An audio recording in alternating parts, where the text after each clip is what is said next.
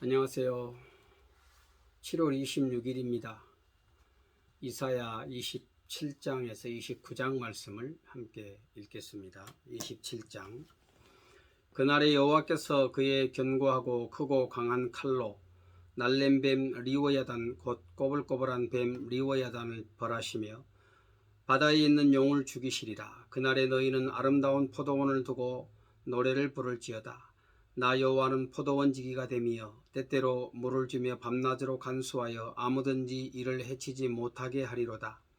나는 포도원에 대하여 노함이 없나니 찔레와 가시가 나를 대적하여 싸운다 하자 내가 그것을 밟고 모아 불사르리라. 그리하지 아니하면 내 힘을 의지하고 나와 화친하며 나와 화친할 것이니라. 후일에는 야곱의 뿌리가 박히며 이스라엘의 움이 돋고 꽃이 필 것이라. 그들이 그 결실로 지면을 채우리로다. 주께서 그 백성을 치셨던들 그 백성을 친 자들을 치심과 같았겠으며 백성이 죽임을 당하였던들 백성을 죽인 자가 죽임을 당함과 같았겠느냐. 주께서 백성을 적당하게 견책하사 쫓아내실 때에 동풍 부는 날에 폭풍으로 그들을 옮기셨느니라. 야곱의 불의가 속함을 얻으며 그의 죄 없이 함을 받을 결과는 이로 말미암나니 곧 그가 제단의 모든 돌을 부서진 횃돌 같게 하며 아세라와 태양상이 다시 서지 못하게 함에 있는 것이라. 대저 견고한 성읍은 적막하고 거처가 황무하며 버림받아 광야와 같은즉 송아지가 거기에서 먹고 거기에 누우며 그 나무 가지를 먹어 없이 하리라. 가지가 마르면 깎이나니 여인들이 와서 그것을 불사를 것이라. 백성이 지각이 없으므로 그들을 지으시니가 불쌍히 여기지 아니하시며 그들을 조성하시니가 은혜를 베풀지 아니하시리라. 너희 이스라엘 자손들아, 그날에 여호와께서 창이라는 하수에서부터 애굽 시내까지 과실을 떠는 것 같이 너희를 하나하나 모으시리라. 그날에 큰 나팔을 불리니 아수르 땅에서 멸망하는 자들과 애굽 땅으로 쫓겨난 자들이 돌아와서 예루살렘 성산에서 여호와께 예배하리라. 모든 천지 만물은 시작이 있고 끝이 있습니다. 역사도 그렇고 우리 인생도 그렇죠. 반드시 종말이 있습니다. 마지막 날에는 모든 피조물을 심판하시는 하나님의 크신 심판이 있을 것인데 그 날을 일컬어서 성경은 여호와의 날이다 이렇게 말씀을 합니다. 여호와의 날이 되면 하나님께서 선악간의 모든 것들을 판단하시고 또 구별하시고 심판하시는 것이죠. 하나님을 대적하던 자들은 최후를 맞이하게 될 것입니다. 사망의 권세 잡은 자인 마귀는 옛뱀, 오늘 여기 리워 야단으로 표현되고 있죠. 영으로 이렇게 또 표현이 되는데 모두 하나님의 대적들로서 결국 최후의 심판을 받게 될 것입니다. 여호와의 날이 되면 여호와께서 당신의 포도원을 보호하시고 또 그들이 최후의 승리를 얻게 하신다 말씀하십니다. 거기 4절에 보면 비록 그곳에 찔레와 가시가 있을지라도 부르짖어 간구하면 여호와께서 하나님께서 그것들을 밟으시고 모으셔서 영원히 꺼지지 않는 불에 던져 넣을 것이라고 말씀을 하고 있죠. 하나님은 당신의 택하신 백성들을 사랑하시고 또 그들을 보호하시고 밤낮으로 간수하시고 아무든지 해치지 못하게 하시되 시련과 또 역경의 밤에도 보호하시고 평안하고 형통할 때도 보호하십니다. 하나님의 포도원인 이 교회는 하나님의 특별하신 보호하심 가운데 있습니다. 그래서 하나님의 교회가 보잘것없고 또 미약해 보이지만 그러나 견고한 믿음의 터 위에 뿌리가 박히고 또 그곳에서 움이 돋고 꽃이 피고 결실을 맺어서 온 땅에 충만하게 될 것입니다. 그래서 여호와의 날이 되면 이제 모든 열방이 하나님께로 돌아오게 되는 것이지요. 12절로 13절에 그렇게 말씀하지 않습니까? 마지막 날에 하나님께서 주권적으로 당신의 백성들을 모으시되 흘러넘치는 하수 유브라데에서부터 애굽 시내까지 마치 나무에서 과실을 따듯이 한 사람 한 사람 하나님의 품으로 불러 모으시고, 또 흩어졌던 백성들은 포로로 잡혀간 그 땅에서 다시 돌아오게 될 것이다. 마지막 때 이스라엘 교회지요. 그 이스라엘이 회복되는 그러한 때 그 회복이 있을 것을 말씀하고 있습니다.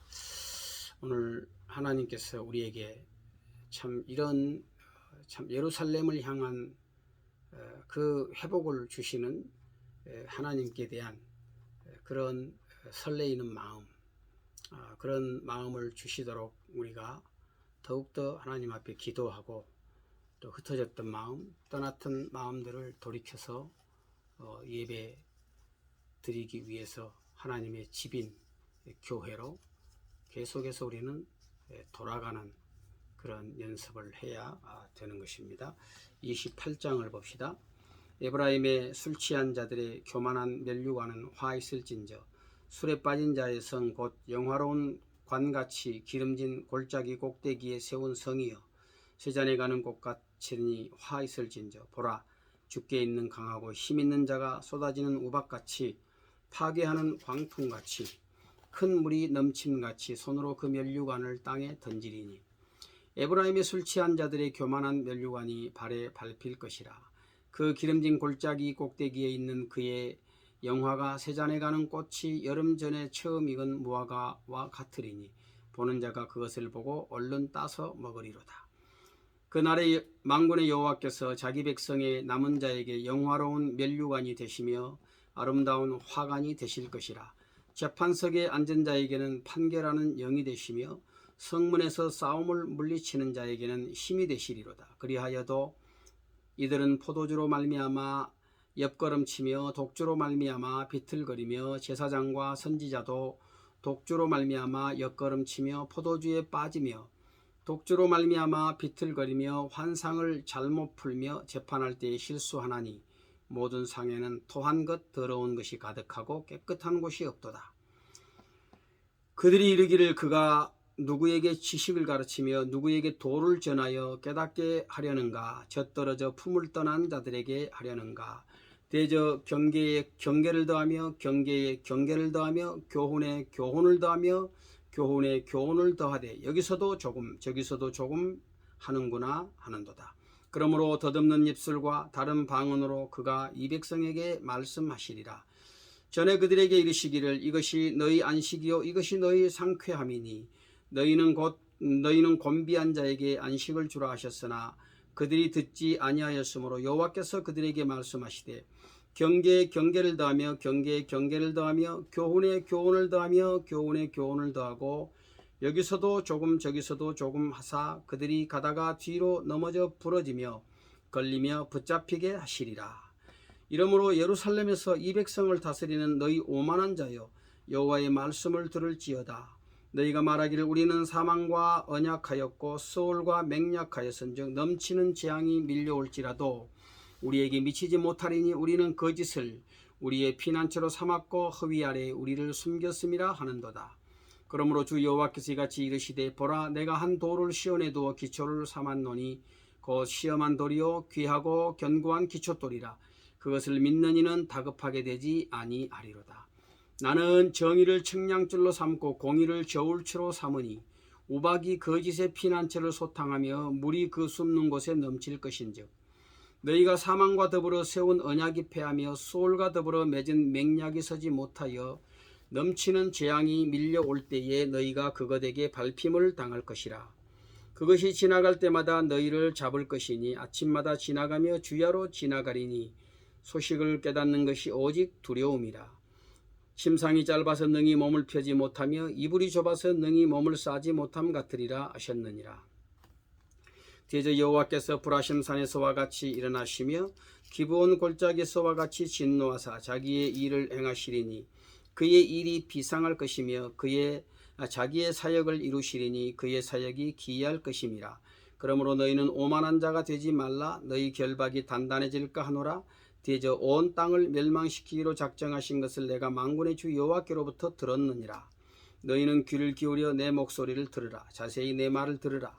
파종하려고 가는 자가 어찌 쉬지 않고 갈기만 하겠느냐. 자기 땅을 개간하며 고르게만 하겠느냐. 지면을 이미 평평히 하였으면 소회양을 뿌리며 대회양을 뿌리며 소맥을 줄줄이 심으며 대맥을 정한 곳에 심으며 귀리를 그 가에 심지 아니하겠느냐. 이는 그의 하나님이 그에게 적당한 방법을 보이사 가르치셨음이며 소회양은 도리깨로 떨지 아니하며 대회양에는 수레바퀴를 굴리지 아니하고 소회양은 작대기로 떨고 대회양은 막대기로 떨며 곡식은 부수는가 아니라 늘 떨기만 하지 아니하고 그것에 수레바퀴를 굴리고 그것을 말굽으로 밟게 할지라도 부서지는 아니하나니 이도 만군의 여호와께로부터 난 것이라. 그의 경영은 기묘하며 지혜는 광대하니라. 북쪽 이스라엘인 에브라임과 또 남유다의 이말 심판에 대해서 경고를 주고 있습니다. 북이스라엘은 술에 취한 자, 쇠잔에 가는 꽃에 이렇게 비유가 되고 있지요. 사실 유다의 지도자들도 하나님의 말씀을 듣지 않고 멸시했습니다. 그들은 스스로 말하기를 자신들의 구원과 안전이 자기들의 지혜에 있다 이렇게 생각을 했지요. 그러므로 스스로 자신들을 속이면서 말하기를 우리는 사망과 언약을 맺었다. 우리는 사망과 언약을 맺고 또 음부와 맹세를 했기 때문에 맹약을 맺었기 때문에 어떤 재앙이 닥치더라도 우리에게는 그것이 미치지 않을 것이다. 이렇게 생각을 했습니다. 그러니까 스스로 거짓된 지혜를 베풀어서 형벌을 면할 수 있다고 그렇게 확신을 했지요. 그렇지만 하나님은 그것이 참된 피난처가 될 수 없다고 말씀을 하고 있지 않습니까?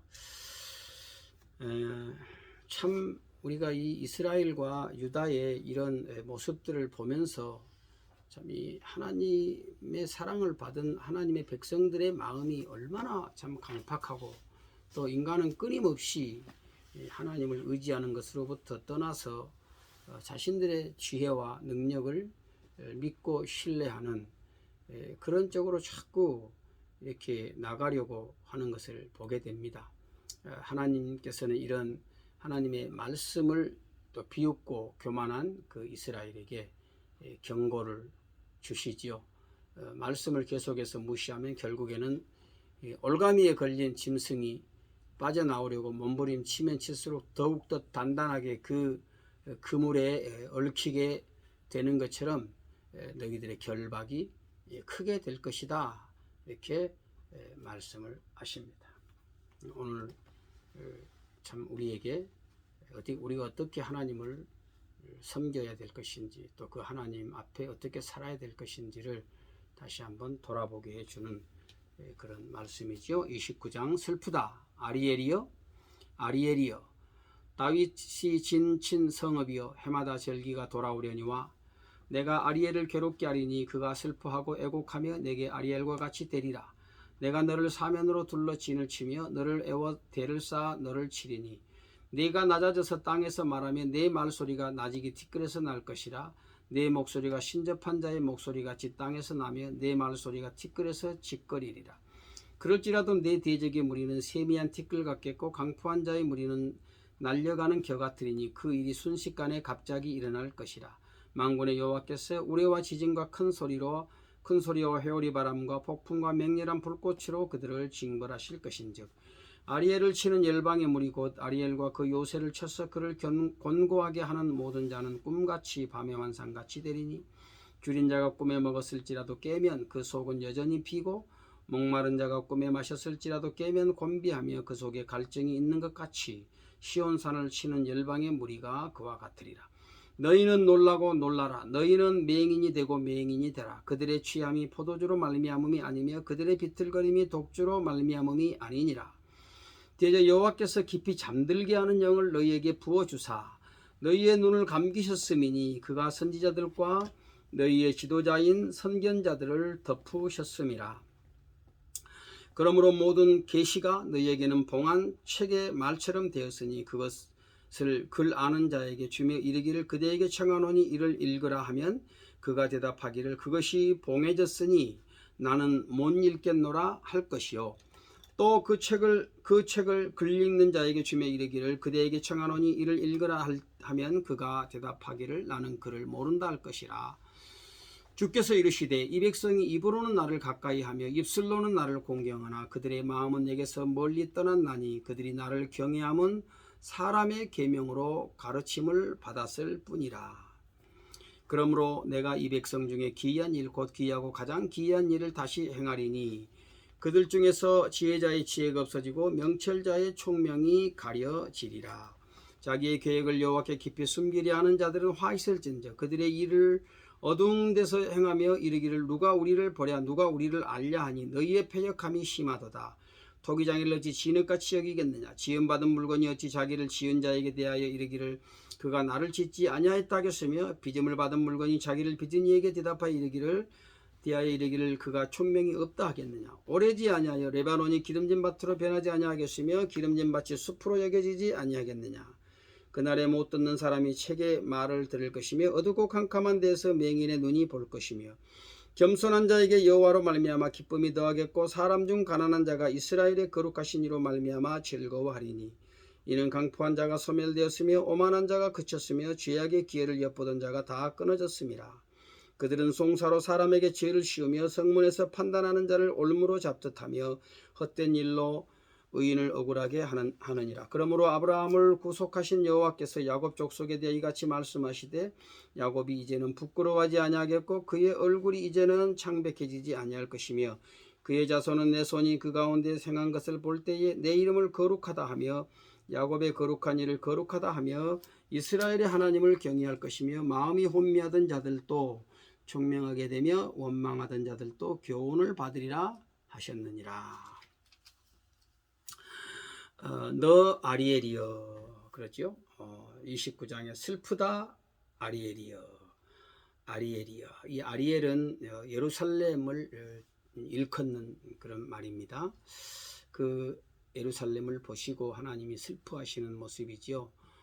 그곳에서는 해마다 절기를 지키고 또 절기 희생들이 드려졌지만 결국은 보니까 모든 것들이 다 위선적이고 형식적인 것들 뿐이었거든요. 그러니까 하나님의 마음이 얼마나 참 괴로우셨겠어요.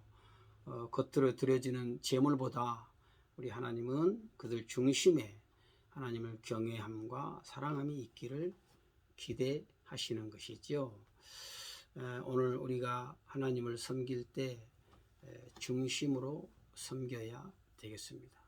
입으로만 하나님을 가까이 하지 말고 마음으로 가까이 하고 마음을 다해서 하나님을 사랑하는 그런 사모하는 마음을 가지고 나가야 되겠습니다.